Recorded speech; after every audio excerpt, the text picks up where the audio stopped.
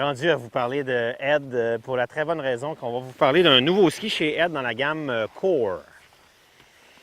Le Core 99. En fait, il y a deux nouveaux skis dans la gamme Core pour l'année prochaine. Le 99 et le 117. Et il y aura aussi un ski de femme à 88 dans le Core. Pourquoi? Parce que l'an passé, le Core 93 et le 105 ont été un succès phénoménal à la grandeur de tous les pays où on fait du ski, pour plusieurs raisons. Surtout d'abord sa légèreté et sa vivacité. Son punch est quand même assez exceptionnel dans la gamme Core qui a les particularités d'être ultra léger. On disait 30% plus léger qu'un ski ordinaire, donc ça en fait un ski de montée idéal si on met des fixations de rando pas pesantes, hein, style Kingpin ou Dynafit.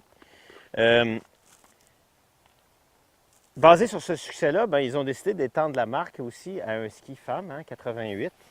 Parce que 93 au patin, ceux qui l'utilisaient comme ski de piste, pour une femme qui a peut-être des petits segments ou des bottes moins raides, ça faisait peut-être un peu de ski à mettre à quart. C'est une bonne idée.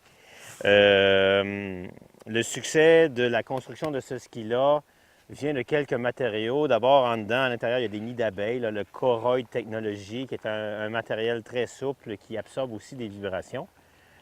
Ce qui fait que ça donne des sensations pas mal différentes des autres skis qu'on a utilisés, qui sont à peu près dans la même gamme de largeur à 99. Là, on est dans la taille du Ripstick 96, du Mantra qui est 96 aussi.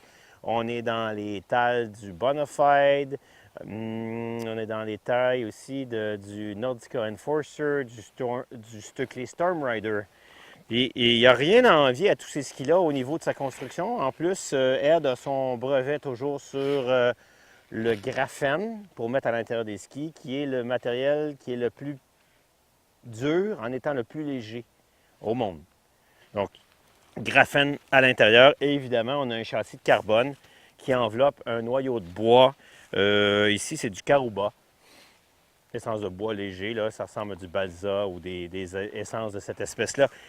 Et on pourrait aller on and on. C'est un ski tête technologique et ceux qui aiment bien cet aspect-là des skis en auront pour tout l'été à rêver à l'achat de leur prochain ski.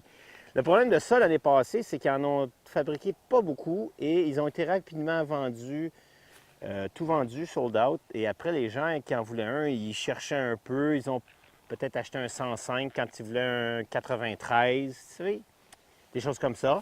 Là, je pense que l'année prochaine, les boutiques vont être prêtes à faire face aux assauts des clients en ayant assez de produits pour eux. Et il faut aussi mentionner l'arrivée d'une nouvelle botte, la Core One, dans la même lignée, qui est un mode marche ultra léger avec un magnifique rebond.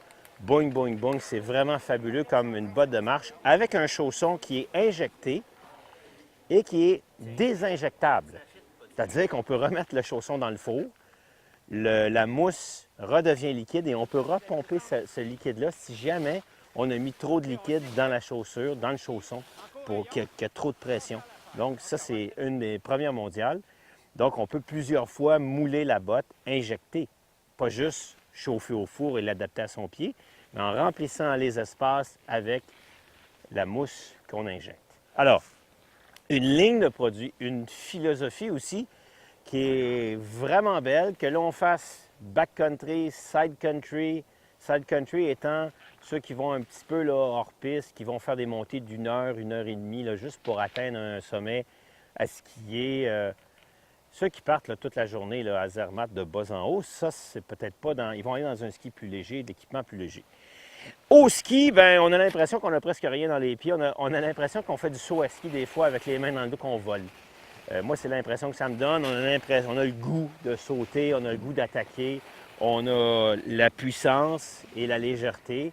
Dans un ski qui va être un succès, c'était probablement un manque dans cette largeur-là. De 93, des fois, c'est pas assez. Si on a juste un ski, ça va. Mais si on aime bien avoir un très bon ski de piste, comme Ed est capable d'en faire avec les Super Shape ou les skis de course, là, après ça, ça nous prend un peu plus large que 93, d'où l'arrivée du 99 pour la prochaine saison chez Ed en 2018-2019.